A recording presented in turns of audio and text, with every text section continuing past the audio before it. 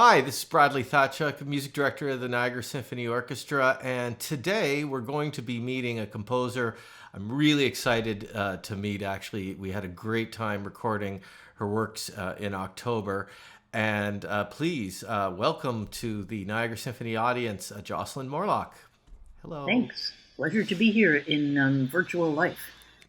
Yes, I understand that. And yes, it's a shame we have to meet this way, but one day we'll meet in person when you're on a we'll try and plan a swing by Toronto sometime whenever we're doing one of your works and try and have you come down and meet our audience. But I really just I wanted to tell you how much we really enjoyed preparing nostalgia. First of all, not the easiest of works, definitely, but the atmosphere, the tone of the piece. There's just so much to like about this piece, and I know a little bit about the inspiration behind it. But instead of me just reading the program notes, why don't you talk to us a little bit about nostalgia? Okay, so it was kind of an unusual piece to write. I guess I sort of wrote it for an ex-boyfriend of mine after we broke up. And I used the influence of the Bach sonata that was our song, as it were, because it was such a beautiful piece, and because it had this nostalgic feeling. And I mean, this person and I have remained friends. This is many years ago. Just to let you know, there's no soap opera there, nothing too exciting. But I guess it was just very significant, so I wanted to write a piece about that and about the feeling of nostalgia and that kind of feeling of looking back on something and remembering it in a way that's maybe even more. You know how you remember the good things about something and not the bad, and Yeah. so I wrote a piece trying to sort of look into that concept. I suppose another reason for that is that the person for whom I was writing it were both big fans of the writer Milan Kundera. Um, the person who I wrote it for is Czech, and Milan Kundera is one of the Czech Republic's great writers.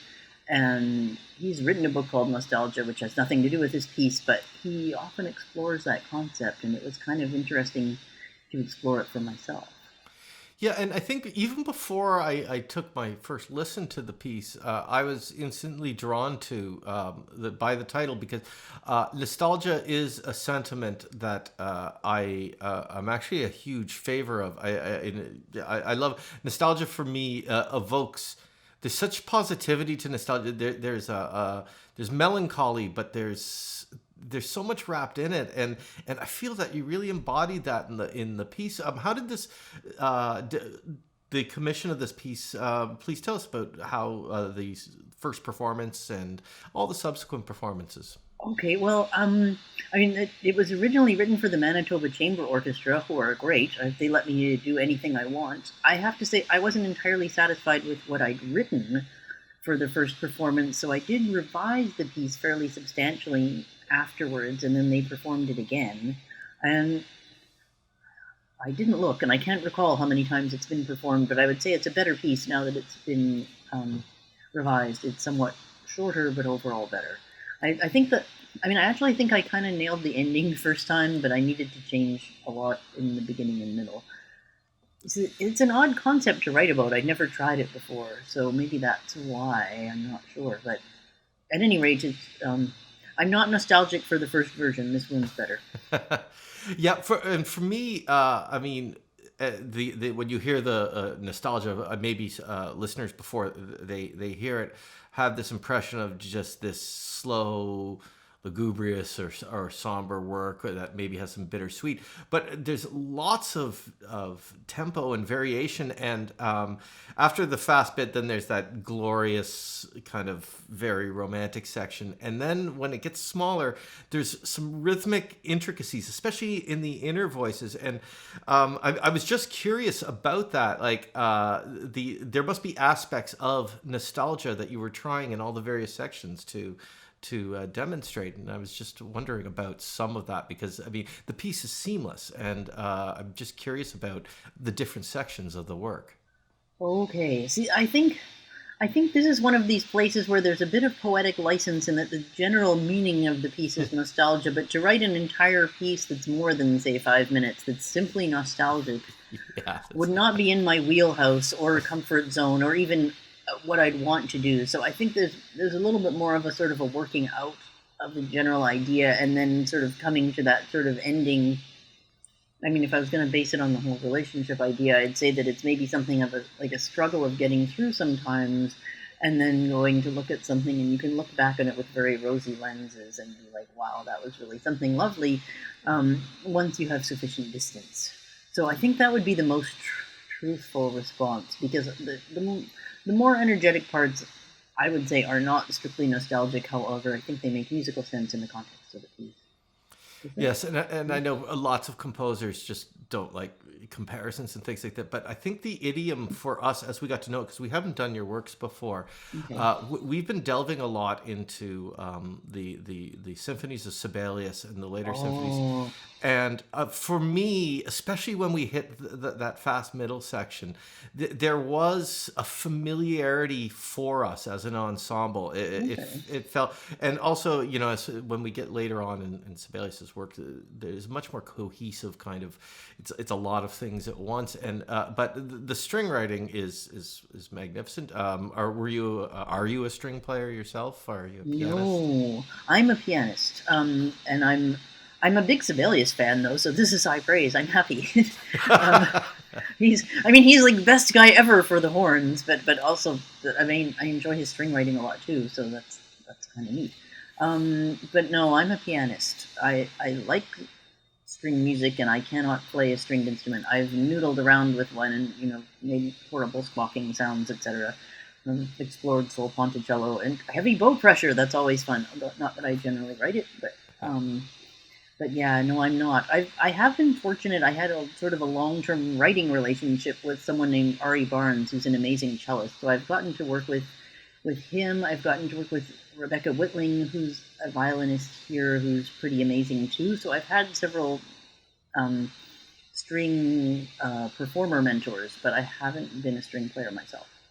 Yes, well, I mean, kudos to you. So I wanted to ask you a little bit because as we were trying to examine works that we were going to be doing during COVID, with various limitations on the number of players and spacing, and Mm-hmm. one of the works that was on our list up until we decided to go with strings was Zart. Oh, okay. Which because it fit in with I did some listening of it. But have you had a lot of much interest in kind of your smaller ensemble works since the beginning of all of this in March? Surprisingly, yes. I was expecting to have zero performances. That seemed like what was going to happen, and what surprisingly happened is that I have a number of string orchestra pieces and smaller ensemble pieces, and people have been playing them. National Arts Center Orchestra just did Solace, and um, several pieces have been played. Regina Orchestra did Zart recently. Yeah, I guess Solace and Nostalgia and Zart are the most likely ones to happen. But yeah. Well, and it's because when this started, I started up a conversation group with all the music directors of the mid-size orchestras in Mhm. Canada. And I remember Gordon in Regina and I had a long Oh, conversation about your Gordon. works, and I think that's one of the reasons that I got more drawn because, ashamedly, I didn't really know your repertoire, and then come March, I took a deep dive into it, and I really enjoyed it. And I'm so happy that we're going to start introducing your works to our audience because I feel that so you get an instinct about a composer, and I feel that there's a lot in your works that our audience is really going to enjoy. Wow. We look forward in down the road to being able to present more of your works. Just so before we close this off, I was going to ask you. Hmm. So I find a lot of people during this period, during the forced break, have been extra creative. Now, composers always have a little bit of an isolated life, so maybe it didn't Hmm. interrupt your workflow so much. But have you been working on a lot during the past 7, 8 months? Um, it's been a it's been a strange time. I mean, I've one of the things I did was I finished a piece who knows when it'll get played, but I finished a Beethoven companion piece for the Calgary Philharmonic Orchestra that would have been done this end of this season.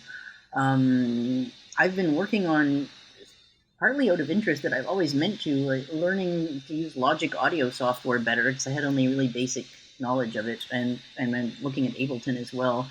I did a decolonial imaginings piece, which is actually it's like a vocal. We 6 composers did.